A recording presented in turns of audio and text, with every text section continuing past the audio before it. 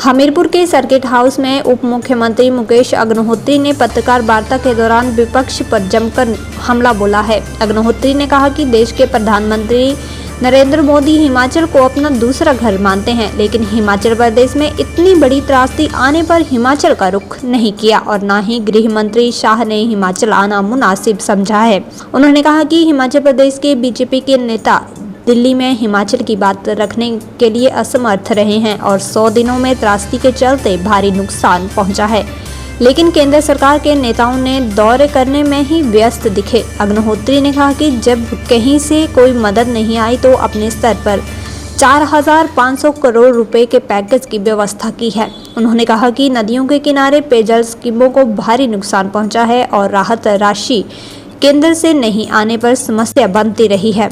उप मुख्यमंत्री मुकेश अग्निहोत्री ने बताया कि भाजपा ने हिमाचल बनने का भी विरोध किया था और उस समय स्टेटहुड मारो ठुड का नारा लगाते रहे। उन्होंने कहा कि आज जब हिमाचल की मदद का समय आया तो अपने हाथ पीछे खींच लिए गए, केवल मात्र राजनीति करने के लिए बीजेपी नेता आगे आए। उन्होंने कहा कि संघीय ढांचे में हिमाचल रह रहा है, लेकिन प्रदेश में कांग्रेस की सरकार होने का दंश झेला जा रहा है, जिसकी वजह से मदद नहीं मिली है। अग्निहोत्री ने कहा कि कांग्रेस ने हिमाचल में सबसे पहले जख्म खाए हैं और अब आने वाले समय में मध्य प्रदेश, छत्तीसगढ़, राजस्थान में भी भाजपा को शिकस्त का सामना करना पड़ेगा। मुकेश अग्निहोत्री ने कहा कि शासन प्रोजेक्ट पर सरकार का स्टैंड स्पष्ट है, लेकिन पंजाब की नीयत में बदनीयत आ गई है, क्योंकि 40 सालों तक लीज के तहत प्रॉपर्टी दे दी गई, लेकिन जब वापस करने की बात हुई तो आग लेने और चूल्हा मल कर बैठ गए।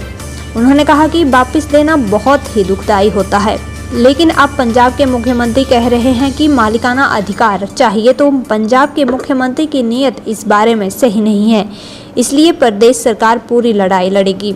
धर्मशाला में खालिस्तान के नारे लिखने की घटना पर उप मुख्यमंत्री मुकेश अग्निहोत्री ने कहा कि हिमाचल प्रदेश पहाड़ी प्रदेश है और इस तरह की गतिविधियों को बर्दाश्त नहीं किया जाएगा। उन्होंने कहा कि पहले भी ऐसा प्रयास हुआ था और आरोपी को पकड़ा था। उन्होंने कहा कि किसी भी प्रकार की गतिविधियों को बर्दाश्त नहीं किया जाएगा।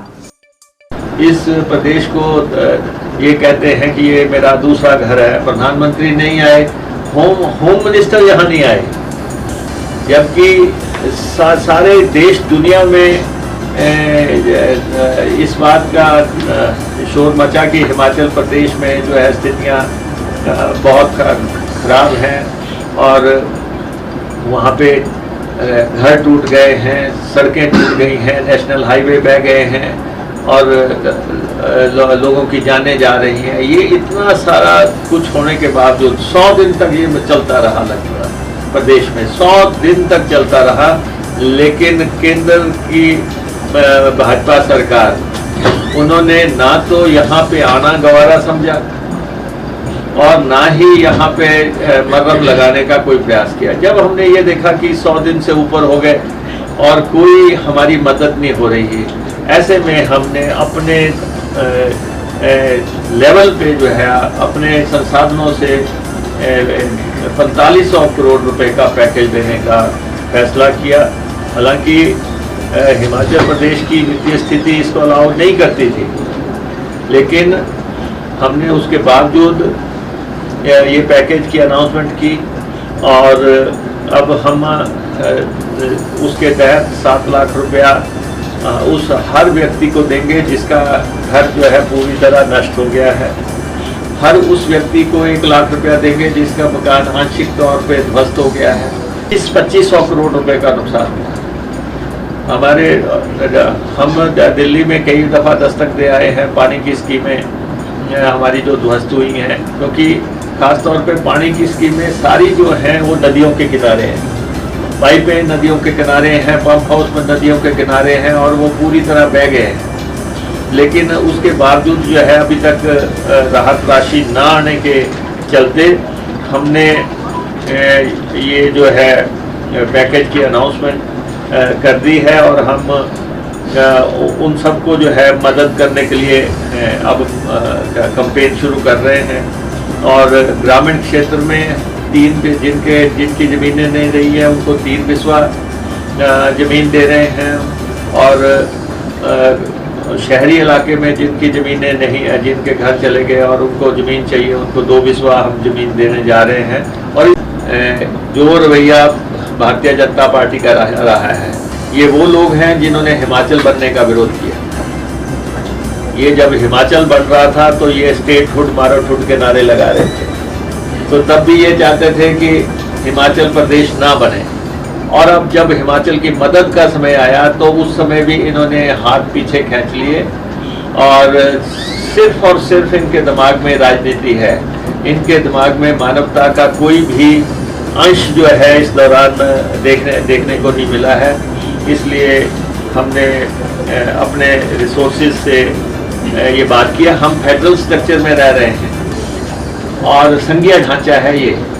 संघीय ढांचे में ये होता है कि अगर किसी भी राज्य पे आपदा आती है तो केंद्र उसकी मदद पे आता है। लेकिन क्योंकि यहाँ पे कांग्रेस की सरकार है, दूसरे दल की सरकार है और ऐसी सरकार है, पहली सरकार जहाँ पे भाजपा ने जख्म खाए हैं, उसके बाद पूरे देश में जख्म खा रहे हैं। आप देख रहे हैं, उसके बाद कर्नाटक गया है, उसके बाद अब मध्य प्रदेश जाएगा, राजस्थान हमारा वापस आएगा, छत्तीसगढ़ हमारा वापस आएगा। प्रदेश में माहौल बदला है। तो हिमाचल प्रदेश के प्रति, क्योंकि सबसे पहला राज्य हम थे जिन्होंने जो है यहाँ से भाजपा को परास्त किया, मुझे लगता है कि इनके दिलो दिमाग में ये बहुत भारी पीड़ा है कि ऐसा कैसे हो सकता है।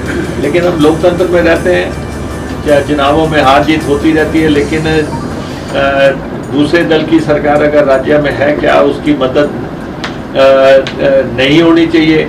ये भी एक विषय जो है आप सबके सामने है। तो शानन प्रोजेक्ट पे हमारा स्टैंड बिल्कुल स्पष्ट है और पंजाब की नीयत में बदनीयती आ गई है। आपको 40 साल के लिए कोई प्रॉपर्टी दी गई, आपको लीज के तहत कोई प्रॉपर्टी दी गई कि इतने साल तक आप चलाएंगे, और जब वापस करने की आई बात, वो कहते हैं ना कि आग लेने आई थी, चूल्हा मल के बैठ गई है।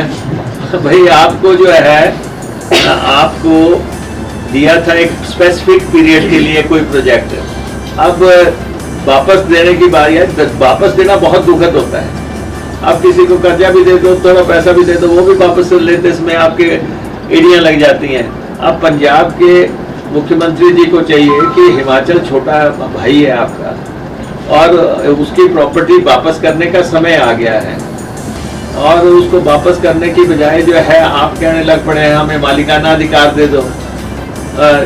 तो ये जो है पंजाब की नीयत जो है इसमें सही नहीं है, लेकिन हम अपनी लड़ाई लड़ेंगे और ये इस प्रोजेक्ट पे हमारा अधिकार है, इसे हम वापस लेके जाएंगे। बहुत दुखद है, ये शांति प्रिय प्रदेश है, ये देवभूमि है।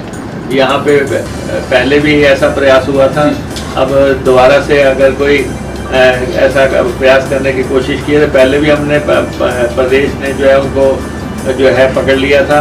ये प्रदेश जो है पहाड़ी प्रदेश जो है, यहाँ पे कोई भी ऐसी गतिविधियों को बर्दाश्त नहीं किया जाएगा।